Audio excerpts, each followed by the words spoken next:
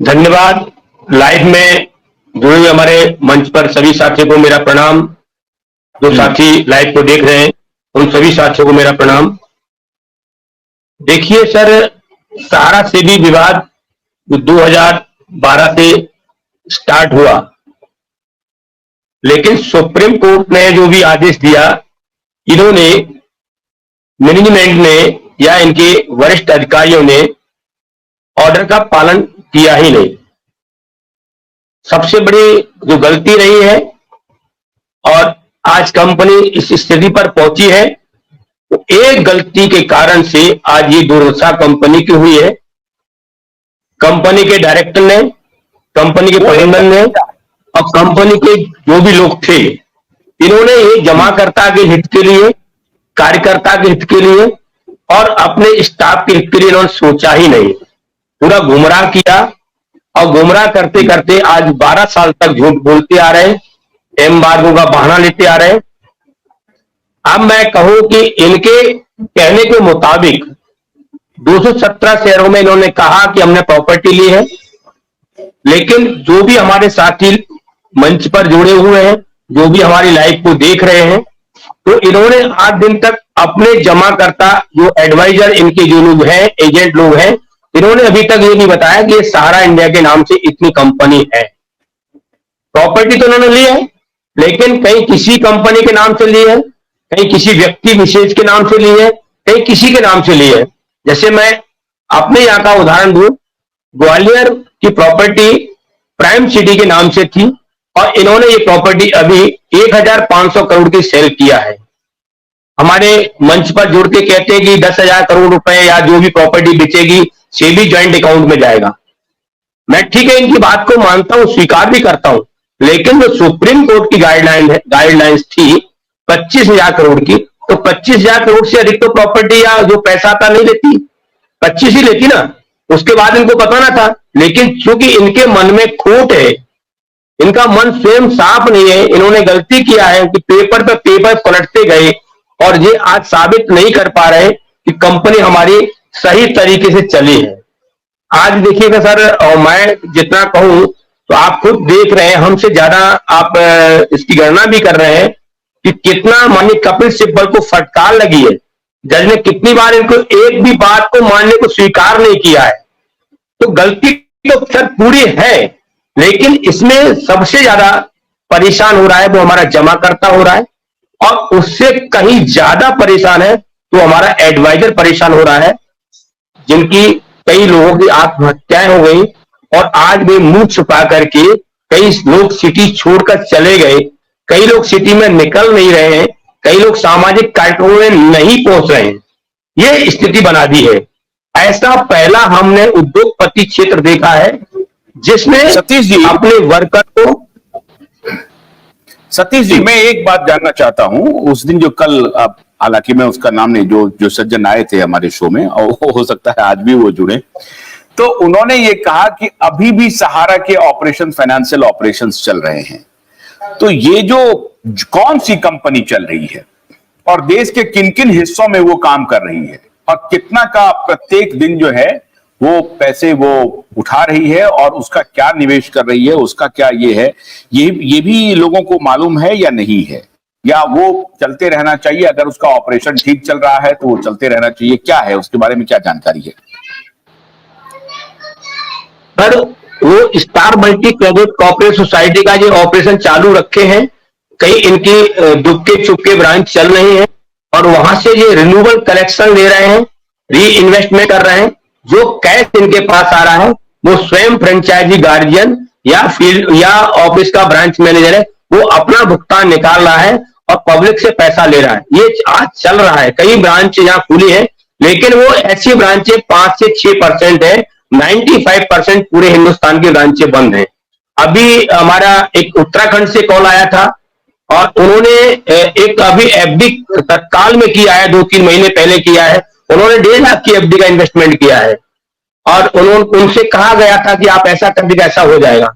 आज हमारे कई फ्रेंचाइजी, मैं भिंड की बात करूं तो हमारे पास में 50 किलोमीटर 60 किलोमीटर भिंड है, वहां एक फ्रेंचाइजी गार्जियन कहते ही आते हैं कि आप रीसब्मिशन कराइएगा, कुछ पैसा इन्वेस्टमेंट करा दिए, मैं कुछ पैसा आपको दिला दूंगा। तो कहीं ना कहीं तो सर चल रहा है पूरा इनका, अभी बंद नहीं है, लेकिन एक जनता के साथ सर बहुत गलत कर रहे हैं। और जो भी एजेंट कर रहे हैं, मैं उनसे आग्रह करूंगा कि ऐसा काम न करें। आज स्थिति जो है पैसा दिलाने की है। अगर वास्तविक सहारा के प्रबंधन के लोग अगर शायद मंच पर आते और कुछ अपनी बात रखते और उनके अधिवक्ता सुप्रीम कोर्ट में ये कहते कि साहब 2012 में हमसे बहुत बड़ी गलती हुई है, हमको जो आप दंड देना चाहते हैं मुझे स्वीकार है, लेकिन 13 करोड़ लोगों का जमा करता का पैसा मिले, वो हमको मार्गदर्शन दें और हम कैसे पैसा उनको लौटा सके, आप हमारा सहयोग करें। अगर शायद सुप्रीम कोर्ट से ये सहयोग मांगते तो संभव होता कि आज सबके घरों में खुशहाली आती। भले ये 1 साल 2 साल में पैसा देते, थोड़ा थोड़ा करके देते, कोई दिक्कत नहीं था, सब तैयार हो जाते। लेकिन ये आज भी मानने को तैयार नहीं है कितनी फटकार लग रही है और कितना इनकी दुर्दशा हो रही है, और लोग इनको गाली दे रहे हैं, लेकिन फिर भी अपनी बात से मानने को तैयार नहीं है, एम्बार्गो का बहाना दे रहे हैं। अभी आज एक सज्जन की वीडियो आई है, सारा प्रणाम करते दिखाई दे रहे हैं और वो कह रहे हैं आप धैर्य बना के रखिएगा, संस्था सुप्रीम कोर्ट में आपकी तरफ पक्ष को सुन रहा है, शीघ्र आपका भुगतान किया जाएगा, ऐसा कहते नजर आ रहे हैं। जबकि ऐसा सुप्रीम कोर्ट ने भुगतान के बारे में सर कुछ कहा ही नहीं है, जहां तक मुझे संज्ञान में है। हो सकता है भी लंच के बाद कुछ कहा हो, पर ऐसा कुछ नहीं कहा है।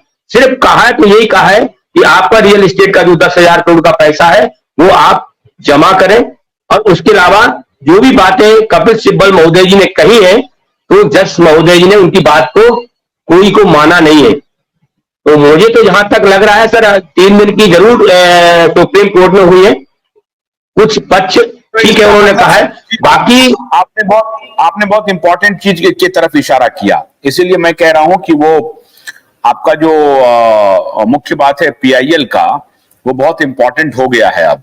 और क्योंकि आप जो इशारा कर रहे हैं, आप एक बात बिल्कुल एक मिनट में कहना चाहता हूं, अभी आपने जो बात कही थी हम उसी मुद्दे पर आ रहे थे। आपने कहा डेथ क्लेम का क्या होगा। मैं आज आपके मंच से अनुरोध करता हूं देशवासियों को, निःशुल्क उन लोगों को हम जोड़ रहे हैं। अब हम शीघ्र पीआईएल में इंटर करेंगे, और हम इसी 3, 4, 5 तारीख का इंतजार भी कर रहे थे, और हमारे अधिवक्ता ने कहा भी था कि 3, 4, 5 तारीख का आप इंतजार करिएगा, उसके बाद हम शीघ्र सुप्रीम कोर्ट में जनहित याचिका दायर करेंगे।